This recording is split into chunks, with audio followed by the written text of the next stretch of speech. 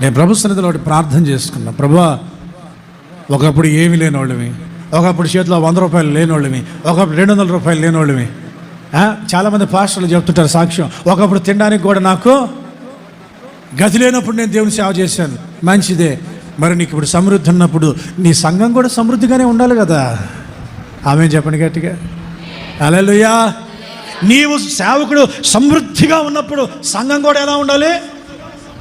సమృద్ధిగా ఉండాలి.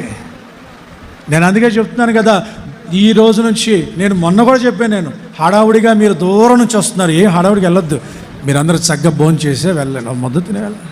నేను చేయగలిగింది ఏంటి, ఒకవేళ నేను నీకు ఇల్లు కట్టిస్తే స్థితికి దేవుడు నాకు తీసుకొస్తే ఇల్లు కట్టించేస్తా. ఒకవేళ మీ పిల్లల్ని చదివించాలంటే దేవుడు నాకు బ్రహ్మాండంగా చేసేస్తా, రెడీ.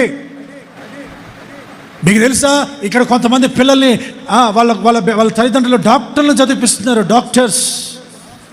వాళ్ళ కోసం రేపు మాపు నేను హాస్పిటల్ కట్టాలి. ఎస్, అరే మీరు డాక్టర్లు అవ్వండిరా, మీరు డాక్టర్లు అవ్వండిరా. ఆమేన్ చెప్పండి. పిల్లలు దేవుడు ఆశీర్వదించి గొప్ప డాక్టర్లను చేయునుగాక. ఆమేన్. కావాల్సిందే డాక్టర్లు.